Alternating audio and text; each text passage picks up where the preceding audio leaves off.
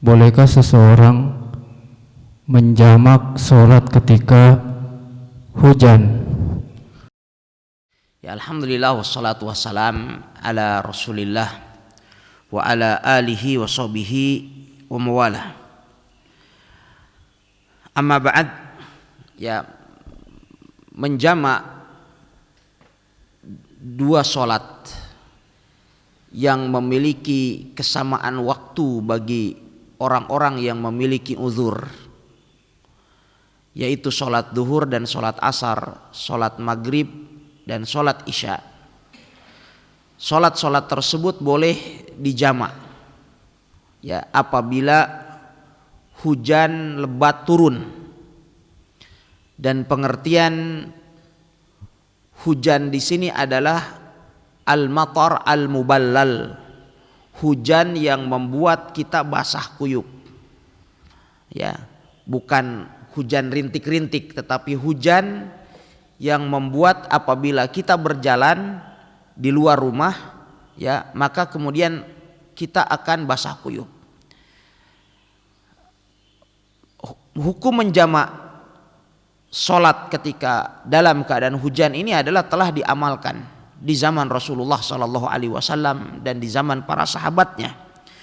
Oleh sebab itu disebutkan di dalam hadis Abdullah ibn Abbas radhiyallahu taala anhuma di dalam Sahih Muslim, beliau menuturkan anna Nabiya sallallahu alaihi wasallam jama'a fil madinati min ghairi khaufin wala matar. Ya, bahwasannya Nabi alaihi salatu wasallam pernah menjamak salat di Madinah karena ada satu kepentingan, dengan tanpa terjadinya rasa takut atau tidak ada rasa takut, dan juga tanpa turunnya hujan. Ini menunjukkan bahwasannya hukum asalnya apabila hujan turun maka sholat itu dijamak, dan itu adalah merupakan sesuatu yang sunnah. Ya, Ibnu Taimiyah rahimahullah taala ketika beliau menjelaskan hadis ini, beliau mengatakan pernyataan ini menunjukkan bahwa jikalau terjadi dua perkara yang disebutkan dalam hadis ini, maka menjamak sholat itu lebih berhak untuk dilakukan. Ya, dan oleh sebab itulah para ulama rahimahumullah taala mereka bersepakat tentang disyariatkannya menjamak sholat ketika turun hujan. Ya, dan sebagian orang-orang jahil mereka mengingkari hal itu. Mereka katakan bahwasannya itu terjadi di zaman Rasulullah SAW dan itu terjadi di Jazirah Arab. Ya, namun apabila kita berada di negeri kita, maka kita tidak seyogianya untuk menjamak sholat kita. Karena seperti sekarang di musim hujan tentu kita akan mengakibatkan kita menjamak sholat kita terus, katanya gitu kan. Kita katakan bahwa al-ibratu bi umumil lafdzi la bi khususi sabab. Yang dijadikan acuan itu adalah keumuman redaksi dalam dalil, bukan kekhususan sebab. Dan Islam adalah rahmatan lil alamin.